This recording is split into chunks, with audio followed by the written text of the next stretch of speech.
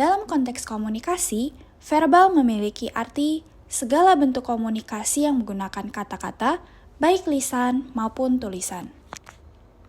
Sedangkan nonverbal adalah segala bentuk komunikasi yang tidak menggunakan kata-kata, melainkan menggunakan bahasa tubuh, ekspresi wajah, gerakan tangan, intonasi suara, kontak mata, atau bahkan sikap diam untuk menyampaikan pesan. Sekarang mari kita bahas pentingnya komunikasi verbal dan nonverbal dalam kehidupan medis. Dalam dunia kedokteran, komunikasi adalah kunci.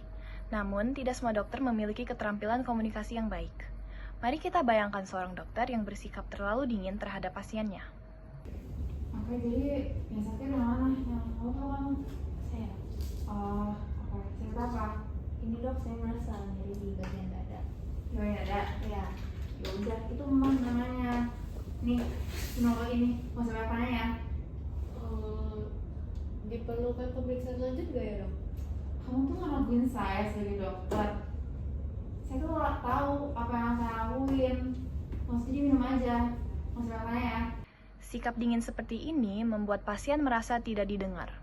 Dok, saya jadi diagnosis apa dok? Bu, saya sebelumnya mohon maaf ya Bu. Saya dokter juga manusia Bu. Saya ada keterbatasan, tapi gimana ya Bu? Ini akan sangat sulit Bu. Ibu harus kuat ya Bu ya. Gimana ya Bu? Ini jadi apa nih dok? Iya dok, cepet dok. Bu sabar ya Bu ya. Ibu mengalami kanker stadium akhir. Loh, bentar, ini kanker apa dok? Kok langsung tiba-tiba kanker dok? Ya pokoknya ibu mengalami kanker rahim. Ibu hidupnya gak lama lagi Bu. Maaf Jadi Bu, waktu saya berapa lama lagi dok? dari 1 tahun Bu kira-kira. Terus ini kita harus ngapain dok? Saya juga nggak tahu Pak. Saya beneran deh Pak. Saya sebagai dokter saya juga cuma manusia. Saya nggak bisa berbuat banyak Pak. Bapak sama Ibu banyak-banyak berdoa ya Pak. Saya maaf Bu, saya nggak berguna sebagai dokter. Dokter itu nangis dok. Dok, ini kita harus ngapain? Kok malah nangis dok? Larut dalam emosi membuat dokter kehilangan objektivitas dan tidak mampu memberikan solusi. Selamat siang ibu sama adik ya. Siang dok. Maaf ya, udah lama menunggu. Jadi untuk hasilnya sendiri sebenarnya ini agak rumit karena sebenarnya ini sulit Jadi maksudnya apa ya dok? Boleh diperjelas kah? Jadi saya ini sakit apa ya? ya jadi tuh ada perubahan nih di tubuhnya ibu ya,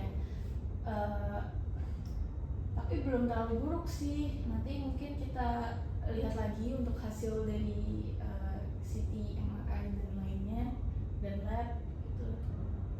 Dokter mohon maaf, apa bisa dijelaskan secara langsung ya? Jadi ibu saya ini sakit apa ya? Jadi ya kemungkinan ada indikasi kanker, ada kankernya sih di sini, tapi masih didiskusikan juga gitu. Jadi mungkin kita bisa lanjut diskusi lain waktu gitu.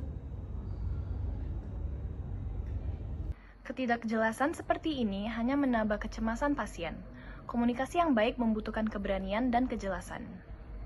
Selamat siang Ibu, terima kasih sudah datang. Saya sedang melihat hasil pemeriksaan Ibu dan ada beberapa hal yang kita harus diskusikan. Baik dok, bagaimana dok hasilnya? Oke, jadi Anda didiagnosis dengan diabetes tipe 2, namun ini bisa kita kontrol dengan pola hidup yang sehat dan pengobatan rutin. Saya akan jelaskan langkah-langkahnya. Terima kasih dokter atas penjelasannya, kami merasa lebih tenang sekarang. Oke, sama-sama. Saya di sini untuk membantu Anda. Jika ada pertanyaan, jangan ragu untuk bertanya. Inilah contoh komunikasi yang baik. Dokter profesional, empatik, namun tetap tenang dan solutif. Dari 4 skenario tersebut, kita belajar bahwa komunikasi yang baik merupakan seni yang membutuhkan keseimbangan antara empati dan profesionalisme. Selain itu, penyampaian pesan secara verbal maupun nonverbal berperan penting dalam memastikan bahwa makna, empati, dan rasa peduli tersampaikan secara utuh. Mari kita bersama berusaha untuk menjadi dokter yang lebih baik ke depannya.